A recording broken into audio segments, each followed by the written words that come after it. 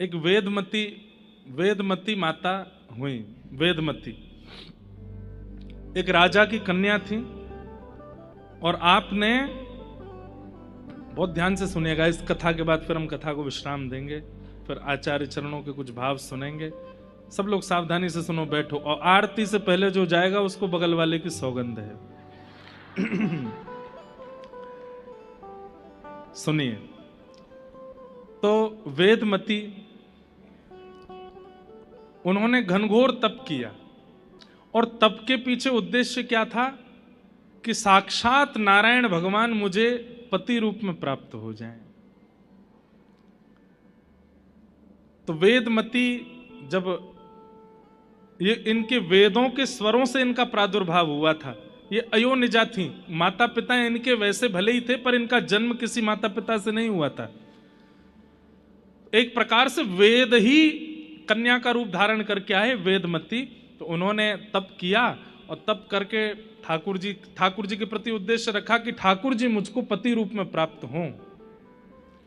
आपकी तपस्या अंत होने वाली ही थी, तभी रावण आ गया, और रावण ने इनके केश पकड़ करके इनका तप भंग करना चाहा। तो तप का कुछ क्षण ही रह गए थे तप पूर्ण होने में, तभी रावण ने आकर के इनके केश पकड़े। तो इन्होंने अपने किसी शस्त्र से अपने जो केश रावण ने पकड़े थे उस बीच से अपने केशों को काट दिया, और जो बचा हुआ शरीर था उसको योग अग्नि में प्रविष्ट करके भस्म कर दिया, एक प्रकार से अंतर ध्यान कर दिया। लेकिन इनकी तपस्या पूरी हो गई थी। इन्होंने जाकर के ठाकुर जी से कहा, ठाकुर जी मेरा तप तो हो गया, लेकिन रावण बीच में आ गया, तो आपके दर्शन नहीं हो पाए, आप प्रकट नहीं हो पाए, अब मेरी तप का फल मुझे कब मिलेगा? तब ठाकुर जी बोले, हम राम बन करके आ रहे हैं, और जब हम दुष्टों का दलन करने के लिए वन में जाएंगे तो सीता जी उस भयावह रूप को देख नहीं पाएंगे, इसलिए सीता जी पावक में प्रवेश कर जाएंगी, अग्नि में प्रवेश कर जाएंगी। तब सीता जी का रूप धारण करके तुम आ जाना साथ में, और आगे की यात्रा, और तुम्हें बदला भी लेना है। ये रावण ने तुम्हारा जो है तप में विघ्न डाला, इसलिए तुम आगे की यात्रा में संग चलना। तुम्हारे सामने हम दुष्टों का दलन करेंगे, फिर रावण तुम्हारा अपहरण करेगा, फिर तुम्हारे रावण की नगरी में रहने के कारण ही हनुमान जी जाकर के, जैसे उसने तुम्हारी तप में विघ्न डाला, उसकी पूरी नगरी को जला देंगे, फिर हम आकर के रावण का वध करेंगे, तुमको वहां से ले लेंगे, तो तुम्हारी जो इच्छा थी कि मैं पति रूप में मिलूं, ये पूरी हो जाएगी। वेद माता बोली ठीक है, और वही हुआ। जब राम जी आए तो सीता जी अग्नि में प्रवेश कर गई। फिर छाया की जो सीता जी आई वो यही थी, वेदमती। यही सीता जी का रूप धारण करके आगे गई, और फिर रावण का भी बदला पूरा हो गया, और इनकी इच्छा भी पूरी हो गई कि राम जी मुझे पति रूप में प्राप्त हों। पर बात आकर के कहां रुक गई? तुम्हारी तो इच्छा थी कि हम तुमको पति रूप में मिलें, पर हमारा तो संकल्प है कि हम एक ही पत्नी व्रती रहेंगे, इस काल में एक पत्नी व्रती धारण करेंगे। अब एक प्रकार से तुम हो सीता जी के रूप में, लेकिन हो तो दूसरी कन्या ना, इसलिए अब तुम दोबारा अग्नि में प्रवेश कर जाओ। और उसके लिए पूरी लीला रचा करके राम जी ने सीता जी को वहां वाल्मीकि जी के आश्रम गई, और वहां से अग्नि में प्रविष्ट हो गई। वो वेदमती माता प्रविष्ट हुई हैं, और जो वास्तविक सीता जी हैं वो पुनः राघव जी के साथ में आ गए हैं। इस प्रकार से पूरी लीला हुई। लेकिन वेदमती बड़ी नाराज हो गई, बोले कि भगवान, क्या तप में तप करने वाले की ही इच्छा होती है, ठाकुर जी की इच्छा नहीं होती? मैंने तो आज तक नहीं सुना। आप ध्रुव को दर्शन देने के लिए उसकी इच्छा से गए थे कि अपनी इच्छा से गए थे?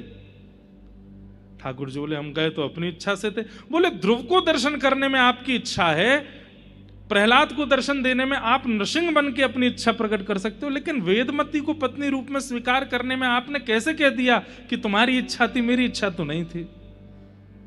मेरी इच्छा अभी अधूरी है, इसको पूरी कीजिए। तब ठाकुर जी बोले, कोई बात नहीं, हम श्रीनिवास वेंकटेश के रूप में आएंगे, और आप पद्मावती बन करके आना, और हम आपको स्वीकार करेंगे, आपके साथ विवाह करेंगे।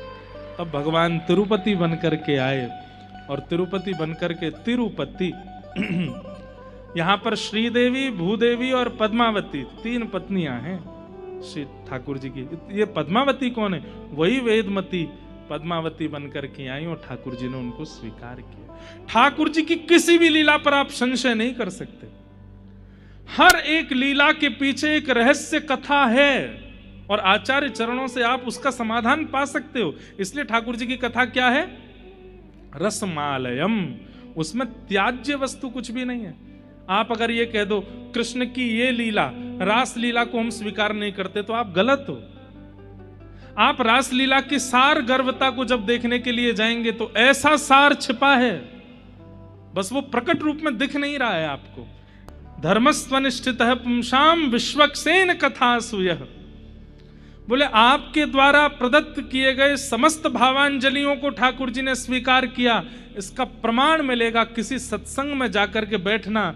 अगर सत्संग में बैठे बैठे समय का पता ना लगे और खूब आनंद आने लग जाए तो समझ जाना अभी तक जितने भी प्रस्तुत हमने ठाकुर जी को किए सब स्वीकार हो गए। और